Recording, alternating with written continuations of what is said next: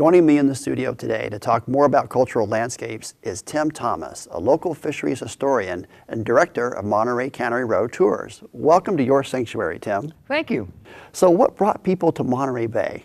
Well, it really was the abundance of the bay out there, but also the abundance of the land that was here. I mean, there was lots of animals, lots of deer and elk and tule elk and even grizzly bear.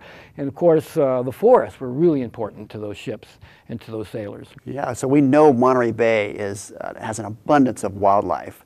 And early historical evidence suggests that there was just so much out there. What did these early explorers see? Well, I have accounts from early explorers coming into the Monterey area talking about bird life, particularly in the fall months. So many birds, they said, you couldn't see the surface of the little lakes. Said they could put their hands in the sky and knock birds out of the sky. And they'd look out into that bay out there and it'd be so filled with seals and sea lions and stellar sea lions and sea otters. They actually thought that the bay was paved. They wrote into their diaries that the Monterey Bay is like a brown cobblestone.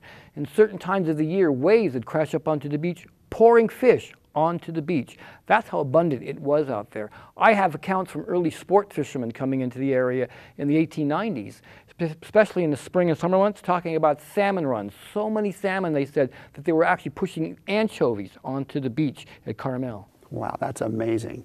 I've had people ask me, so how did Monterey get its name?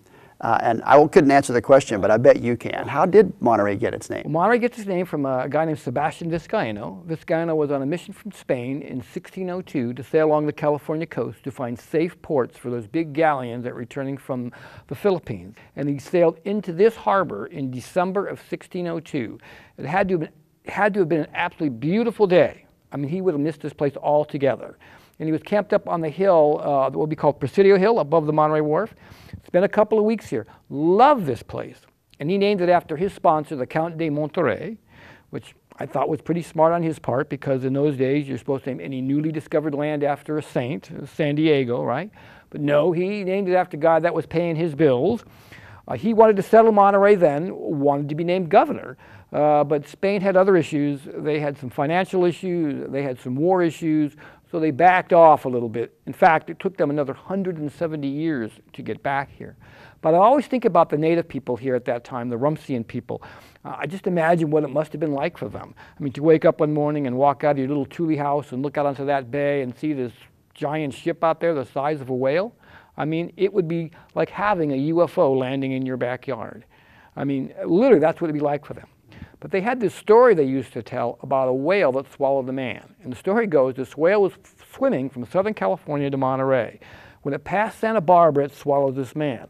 Well, the whale continued to swim north towards Monterey. As it got close to Monterey, the whale began to feel sick.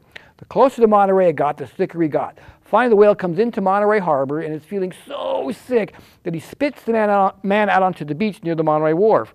Well, when he swallowed that man in Santa Barbara, the man was brown. But when he spits the man out onto the beach in Monterey, the man is white, and that's how white people came to Monterey. But if you think about that story for a minute, you can see, well, you see a ship out there the size of a whale that's spitting out white men in longboats onto your beach. Makes perfect sense. It does. So for generations, people have been coming to Monterey for both prosperity and enjoyment. Tell us about one of the early businessmen here in Monterey. Well, there are a number of guys that really kind of stand out with me. One of them, a couple of them actually, one was, of course, Pietro Ferrante was an early Sicilian fisherman that came here. And he really was responsible for bringing all of those early Sicilian fishermen here to fish sardine in Monterey, and they came after 1905. In those days, the sardine fishery, by the way, was just a secondary fishery here. So he knows, a good captain like Pietro Ferrante knows, if you take care of your crew will take care of you, right? So they used to use, these bottles to float their nets out on the bay out there. And he would use, these bottles have a rounded bottom because if they're, in those days, if it was upright and has a carbonated beverage in the bottle, it pops the cork. But if it's on its side, it doesn't have that issue.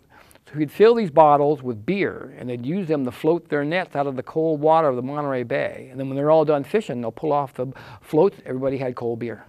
That's taking care of your crew. That's correct, taking care of your crew. But also the one guy that really stands out to me the most is a guy named Pop Ernest Dulter. And Pop was a German restaurateur that came to Monterey in 1908 and opened a small restaurant on Alvarado Street called Cafe Ernest. Pop had worked in a number of different restaurants in San Francisco before coming to Monterey, these sort of bohemian-style, European-style restaurants where folks would go and spend the whole evening in the restaurant. And he also worked from time to time at the Bohemian Club in San Francisco, where he got to meet and know a number of these real bohemians like Upton Sinclair and George Sterling, these guys who were moving to Monterey around the turn of the last century. Well, those guys, when they first came here, those bohemians, they'd hold these big beach parties at Carmel Beach where they would gather abalone and they would cook the abalone in these pots on the beach in Carmel. And Pop was fascinated with this abalone thing. He couldn't figure out why nobody here in Monterey really was eating it. And so he would bring it into his restaurant and he experimented with it. And he finally came up with this famous recipe where you slice the foot, because that's what you're eating when you're eating abalone, is the foot. Pound it to make it nice and soft. And then he would run it through an egg wash, cracker crumbs, and cook it up quickly in olive oil. And soon people came from all over to eat fresh abalone steaks in Pop's restaurant. And they would sing songs and write poetry like, "Some folks boast the quail on toast because they think it's Tony, but I'm content to owe my rent and live on abalone." George Sterling wrote that poem in his guest book in 1913. So Pop says, there is money to be made here. Then in 1919, he goes down to the Monterey Wharf and opens the very first restaurant on the Monterey Wharf. Initially it was called The Club, because it was in the old Monterey Yacht Club, and then quickly he changed the name to Pop Ernest and became known as the Abalone King. Abalone stew, abalone salad, abalone steaks. In fact, there were two restaurants in the building. There was a lower level that catered to the working class and an upper level that catered to the Hotel Del Monte class. He would serve abalone stew in the abalone shell. He'd fill up the holes of the shell with lead.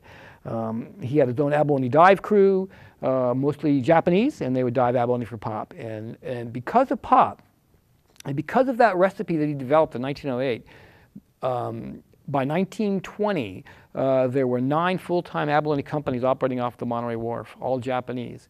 Prior to World War II, 80% of the businesses on the Monterey Wharf were Japanese-owned.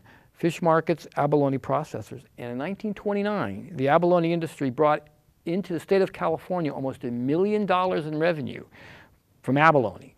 75% of it right here in Monterey. That's amazing. Yeah. Tim, you're making me hungry for abalone. And I bet we could tell so many more stories, so you've got to come back on the show to tell more stories. Absolutely. In the meantime, if folks want to learn more about Monterey history, and we could get in touch with you? Absolutely. You can go onto my website.